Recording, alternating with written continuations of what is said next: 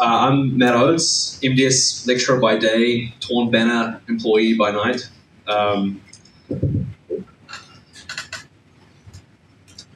Cool, today I'm going to be talking to you about our kind of latest game, and some of the pipelines that we came up with for that.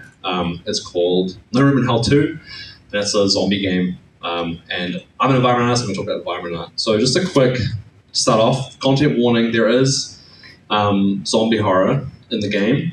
There is blood and gore, and it is rated R18. So I have kept all that yucky stuff out of the slideshow, but the trailer I'm about to show has it. So if you are under 18 or are squeamish, cover your eyes, I guess, because like the trailer starts with the zombie getting like shot in the face. So watch out for that. Gross, but people like zombies, I guess. So what is No Room in Hell? It's a video game. I'm going to give the pitch. Here comes the trailer, so close your eyes if you're scared of gore and stuff. Cool. So, if it loads. There we go. So, it's a cooperative zombie horror game. You and 8 people kind of team up together and have to complete some kind of objectives. There's a bunch of these different zombie stories, like turning the pipeline on, or finding a cure, or repairing repairing the Wi-Fi, repairing a bunch of these really important systems or whatever. I would say it's like very similar to something like Left 4 Dead, but with like some more open world. I'm going to stop there now. Some more open world stuff, as well as like some light extraction shooter elements. So kind of modernizing it a bit. It's a sequel to a mod. So what am I? I'm an environment artist. That's me hanging out with one of my tech artists and one of the programmers on the team. What do I do on No Room in Hell 2? I make the environment art. I also make prop art. I put it together in the level and set dress it. And sometimes when I'm lucky, I get let out to do a little bit of level design as well, which is pretty fun. What I worked on a bunch of different locations in the game, like everything from plastic tubs in the hardware store, like giant machinery and buildings and things. There's about 8 of us at our maximum on the environment art team at a time while we were developing this. So I've kind of like worked in a bunch of different areas for it. So the talk content is going to include our generic level design process. I think it's always interesting to see how other studios go about like designing a map like this, as well as our environment art pipeline and some art materials, kind of fun. Cool. So generally when we're making a level, and we've got 3 maps now, the 4th one actually launched like yesterday or the day before. We do like a paid prototype where we kind of lay out what we want out of the map, as well as like all the references, and everyone gets to collaborate on this. It's really fun.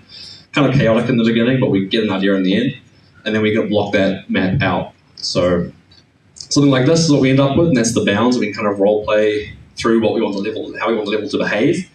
And then kind of get to a point where we're ready to start making art and blocking out things. So from an art perspective, because I'm not super I'm not a designer in the studio, our job is to like facilitate that ability to design it. So we start with different levels of blockouts. So we call it L1, L2, L3, L4. L1 is we use for metrics and testing, making sure zombies are going to collide with it, jump through the windows properly, as well as like a sense of scale and makes it play testable so we can try out each of these objectives, like a power plant, for example. L2 is something which I don't see a lot of other people doing, but it's sort of that like in between where we're checking to make sure the art's still going to work with that block out. I don't know if you've ever played a game before, looked at a house and been like, that's a really weird shaped house. It's probably because they went block out, gave it to an artist, they was just like, yep, I'll light it up and it's done, and they're like, oh, it looks weird, but it's too late now, we've gone too far. And then L3, L4 is when we do like now data information, material complete, kit complete, set dressed, and then L4 is when it's all foliaged up, decaled, and dressed properly. So I work in this big power plant area, which is like the main objective for the game, but my like main part that I was given was this guy here, this big stacker reclaimer machine. I was very happy to be given this because up until this point I've been building this. I was like making pavement, which I think is like arguably more important, right? Like every single map in the game uses this pavement kit anywhere, but I was just like, I was so over making concrete.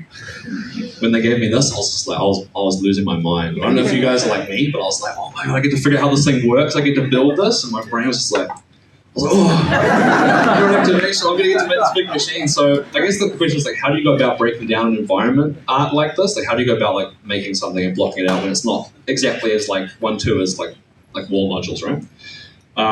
So what we get given is we get this thing to start off with called like a pyramid tree or a signal pyramid, and that's got a bunch of the narrative requirements of the level as well as what like the art director wants it to like look and feel like. And from there, I go out and get references.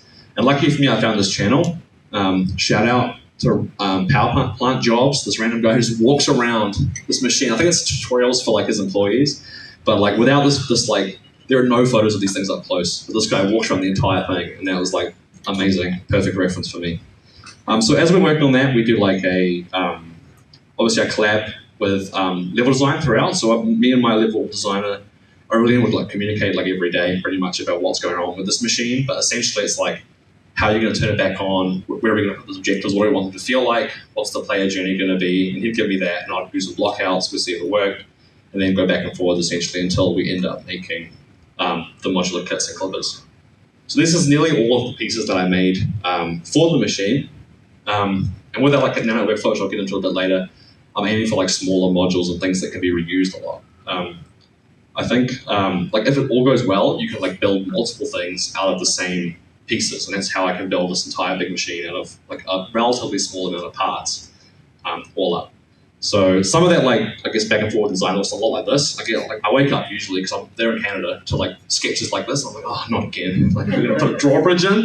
How am I gonna do a drawbridge? But because I had like a robust enough kit of pieces, I was able to make this like drawbridging machine out of the same parts as the machine and like fulfill these really weird level design needs where they've like, we want a ramp here. I have to go and make the art context work and make it look like it's part of the world. Sometimes design stuff like this, but people are missing this fuse box objective, so I kind of made like an S shape so that forces the player to look at the objective as they run through, which kind of fixed the problem of people missing it. And also, because I made the catwalk system out of small enough pieces, I was able to add lots of stairways and lots of changes to how the top of the machine was laid out to fit the level design's needs. So that's me looking at all those different red lines. There's always like red lines people draw. And then you get up with the final level with all of our widgets turned on looking real crazy. So that's kind of our like how we go about building something and also how we build something pretty novel like that machine. So nanite workflow. So remember in HAL 2 we decided to go with nanite. We did a bunch of tests to like figure out what we wanted to do. We ended up dropping lumen but keeping nanite. So I'm going to talk about how we use it and why. As a quick reminder about what it is, nanite is virtualized geometry. It's a system that renders high polygons and high numbers of objects in real time. It's kind of like the way I think of it in my art brain is it's like fancy LODs. And if you went to Max's talk earlier today, it does both the frustum culling and the occlusion culling, and it redepologizes assets as we go. So I'm about to show a flickery GIF, so if you don't like flickering, look away. It's the nanite view. It's like hell. So just look away. Here we go. As you get further away, the triangles get bigger because the mesh is being down-res the further away we are from it. So essentially that's what the side I want to go to. So what this means for us artists, flickering GIF over, is more detail generally in the mesh over something like you'd expect like texture with UE4 workflow. So things like potentially in brick wall, instead of achieving a bunch of the chips and cracks with texture, we're sometimes achieving that instead with mesh. And same with things like this bank vault that I built. Instead of being achieved with textures for the bolts and for the welds, we're achieving it with mesh instead. There's some other things to consider as far as like how that is optimized, because obviously now it's kind of weird. We'll talk about that kind of now, but essentially keeping our same set of these kind of smart materials that I get to, so these are like the same materials in different pieces. But I think what's more important with working with the small parts is making sure that you reuse as many as possible. So these are the instances. So I didn't build this wall as one big piece. I built it as the smaller parts and did more assembling in Unreal. And that's because it likes to instance the same object. If it's the same object with a different transform, a different position in the world, now it's really efficient at drawing that. So what's cool about having those small parts is that you can also kit bash with it. So I robbed this bank, like literally in front of the studio. Like they wanted a secret way in, and I robbed it without telling them. And then they found it in the morning and were like, "What the hell?" I've been digging the tunnel behind the wall for ages. But what's cool about having those small pieces is that you can actually build something like this, I didn't have to make really any new pieces, and I've just built out of the that same concrete kit that I showed you at the start, and by wiggling and dropping a bunch of the smaller parts. So a kit like that's actually made out of a very small amount of pieces, and you can see those safety deposit boxes at the top there. There's like a few variants of the doors, and then that's all assembled in the engine. And then a more traditional kind of modular kit for something like that big hallway there, but with some extra clipping parts. So like more smaller clipping parts that you'd expect, including stuff like signage. We make a few of these sign kits as well, because that helps us I guess write stuff out without having to new mesh. Each one of those letters can be an instance, and that's if you've got lots of lettering in the game, it's really useful to have. So how do we texture all this nanite stuff? I kind of alluded to it before. We kind of went for this kind of smart material system inside of Unreal. So we wanted to build like a robust material system, kind of like what it feels like to slap on a smart material in Substance Painter to texture our stuff. So what that kind of looks like is this.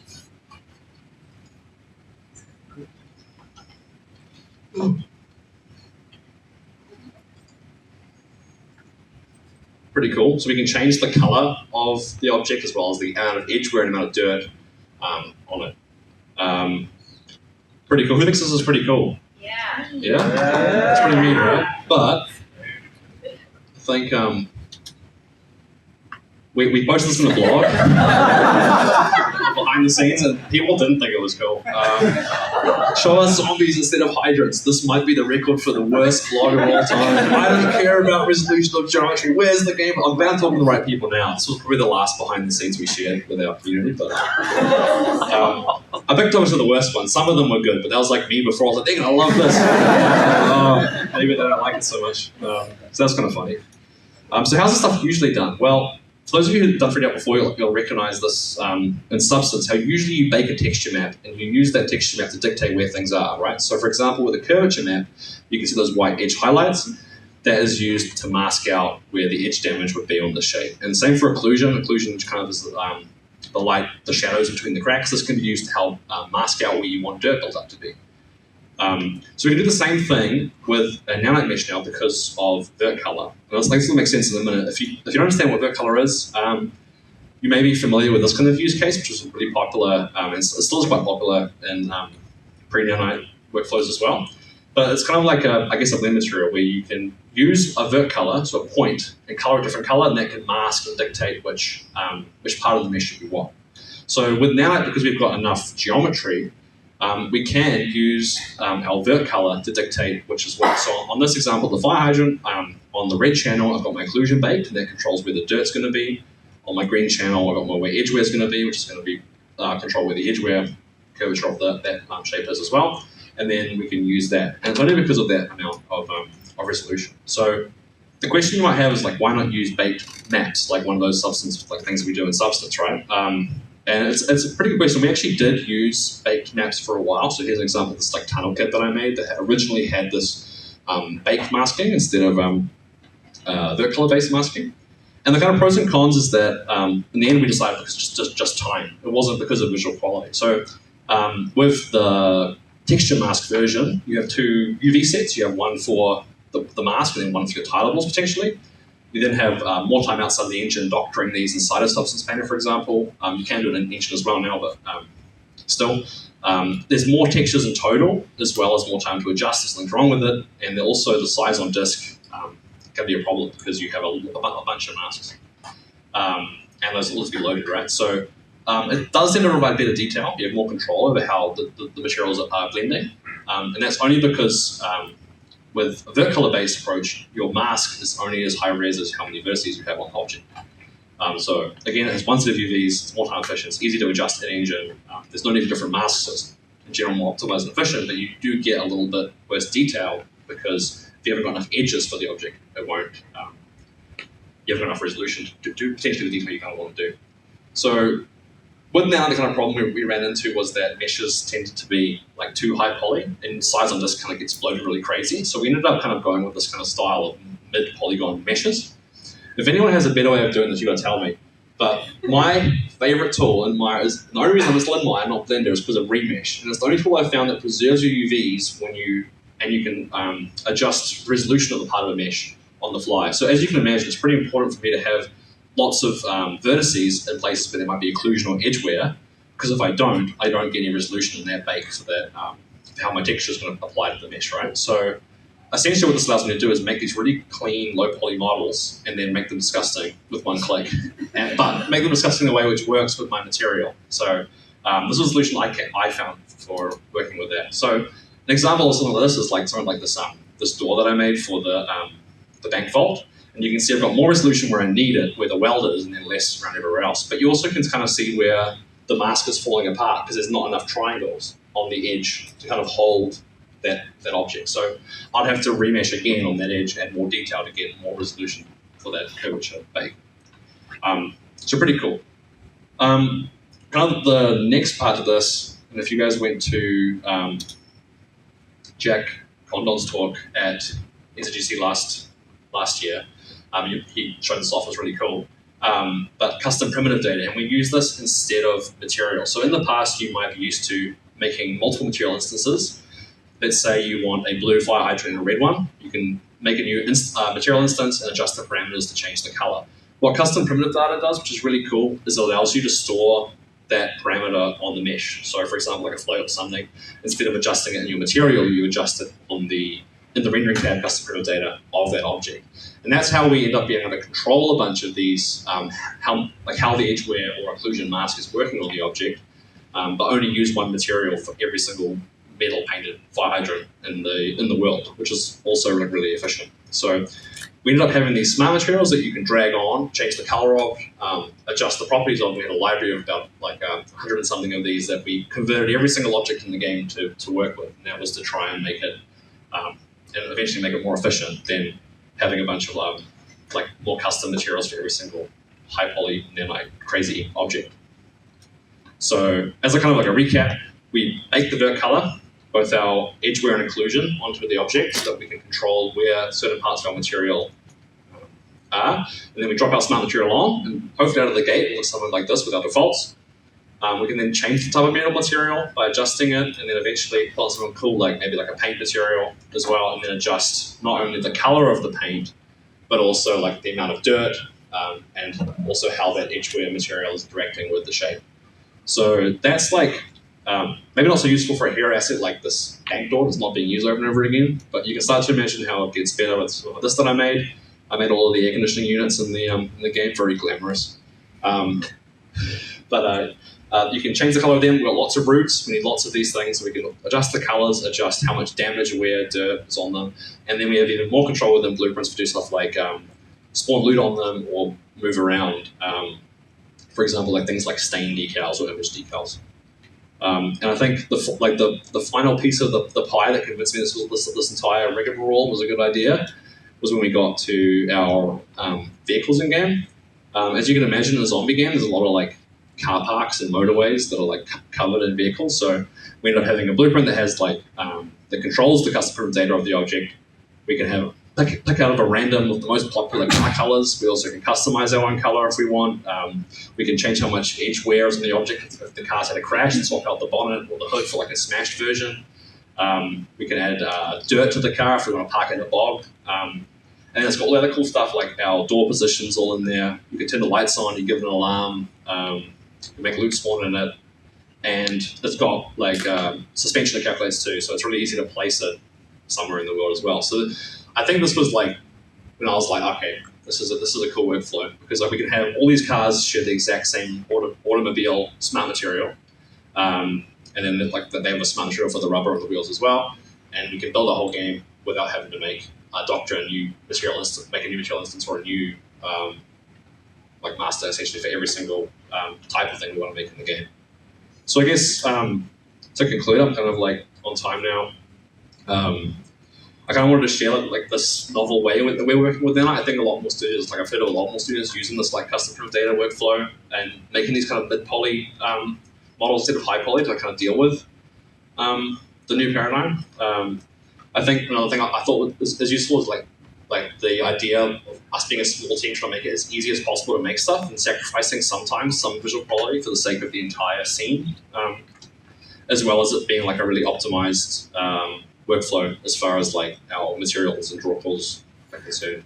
I think the fact that you could do easy variation is amazing as well. Like some of the jokes is like everything is made out of the stacker reclaimer, that big machine, because we made it quite early and there's so many machine parts that can be put somewhere else and then made a different color.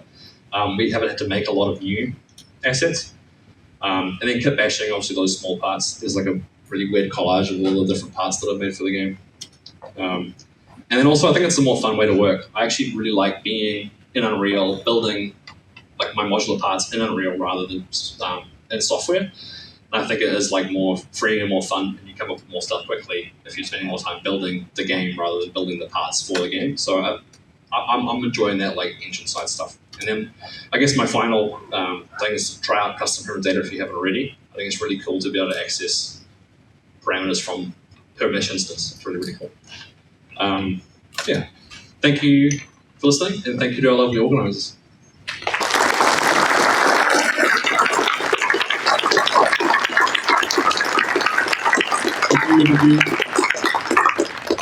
And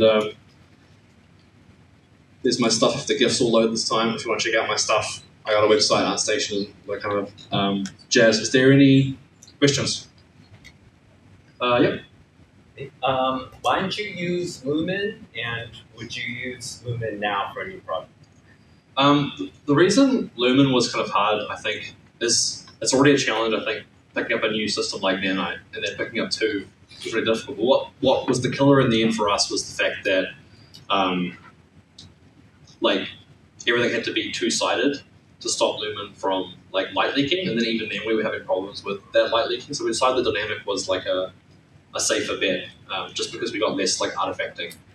And I think some of that's to blame for us for our workflow. Some of it's like, yeah, like we just like decided that we're already making all these big changes in how we're going to work on models. We're not going to change that even more. Yeah. Cool. Yeah, Karen. With your big yellow machine you made, yeah, really cool. Thanks. Do you have any tips to tackle that and figure out what modular pieces you need and don't need to be efficient? So huge.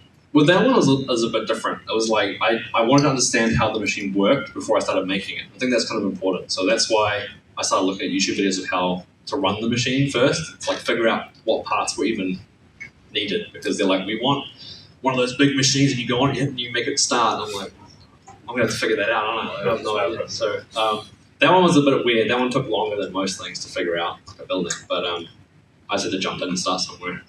I think I started with the wheel. That's the coolest bit. I'll make that. And then, to make mistakes. Yeah. There are a lot of things I did have to change very deal on that. But yeah. I think keeping it small parts too, so that if something goes wrong, you can take it off and you don't have to rebuild an entire section, is a really good plan as well. Kind of modularly approaching how things together. Yeah. It was pretty much the bunch of this question. I was wondering how you kind of approach your thinking for breaking down every piece as like a module that how you know in advance what you're going to need so you can be prepared so it has to change really fast at the end. Yeah, I think it's knowing like what you're going to build and also what the design needs of it are. So one of the first things I built was the frame, because that's like without all of the little how it works bits, those are like big primitive shapes that I can get down. And the second thing was making like a really robust set of catwalks that have the collisions all set up as well, so that the designers could start testing how the traversal felt and also make sure the zombies are going to pathfind onto this crazy thing correctly. So I think starting with like I guess broad strokes is a good example. Like when you do a painting or a drawing, it's best not to like go in really detail and start with the eye and then work out. You're like, oh, whoops. It's like do like a whole big pass. And that's kind of what that whole L1, L2 system is for. Like we block it out and we do an art check to make sure it still looks okay, and then we go for it. Yeah. So. Yep. With the curvature maps and stuff you were generating on the fire hydrant and that, was that an external program or that you had used to generate those? When we started it was, but it's all in Unreal now, so you can actually bake it straight onto the dirt color, and you can also bake it from the texture as well. The modeling tools are like really coming along actually, and we're spending more and more time like being really naughty, doing like a mirror or slicing something in half in Unreal instead of actually going back into Maya. So it's pretty cool. Yeah. You know, you said for your models you have this really funny way of like adding extra geometry around the edges where Yeah. you might need the extra information. Do you use ZBrush to make your high poly models? So sometimes we use ZBrush to sculpt. The reason I've been using the Maya remesher is because when you add more topology, it doesn't delete the UVs. Because UV unwrapping a really high poly model is like really annoying and really kind of complicated. And you can do things like projecting UVs as well. But I found that the quickest way to make a lot of stuff really fast is actually to build it as if I was making it for like Unreal 4 or something, or Unity, and then like add the topology afterwards. So both Dynamesh and ZRemesh will nuke UVs. They get a few important UVs once you use it. So. Decimation master does work though. So if you do have UVs on the high poly and you want to decimate it, and then preserve the UVs. So that's cool as well. Yeah. Ash? What's the performance sacrifice with working on that? Is it better or is it worse? So what we found is that we were like praying for the character skeletal nanite stuff to start working, because I think what the biggest impact with nanite is that it isn't as good as traditional workflow yet, and it also performs really badly if you have a really bad nanite mask. So some stuff's not nanite, some stuff is really, really bad for performance. Like you want everything, if you can, on screen to be nanite, and you also don't want it to be noisy. So for example, something like making a tree with alpha cards traditionally is really, really, really bad. Nanite like hates it. So like you have to build a nanite tree for it to get the performance from it. So I think it's one of those payoffs, like if you want really detailed mesh assets and you want to work like that, it's worthwhile because it will be more performant than traditional LODs if you want really, really high polygon meshes. But there's not really like a point to it past that unless you want super high density meshes anyway, because that's the only thing that's good at kind of dealing with. Just a follow up. Is it? Yeah. Do you find it easier or harder to work? I find it kind of hard to work with without like a system like this to support it. I think that's why so many companies are using this kind of like weird pseudo smart material thing, and also like a lot of the custom printed data stuff to texture things, because it actually does make building environment assets faster than if I was making like, I don't know, like trim sheets and then trimming each new part, and then or like even like custom textures for it, right? It'll take longer to do that. But because we had this like system built, we were able to it's like a snowball. It took quite a while to get it started, but now that we've got it, we're just like auto UV, drop a metal on it, next thing, because small team as well. I think it's like pretty fun to work in once you set up, but up until that point, really painful. And it takes a long time to get over how it looks, like that little bank vault door hinge. You look at that, you're like, oh my god, are you kidding me? The geometry is awful. But yeah, cool. Yeah. I get my notifications sorry, man. Would this work for dynamic materials as well, or like dynamic characters, for example, cloth or weapons? I know it works with skeletal meshes now. I'm not sure about cloth and stuff. I know that our cloth in our game, we were doing it with, we were pre-baking our cloth because we didn't have cloth in the category of flags and stuff.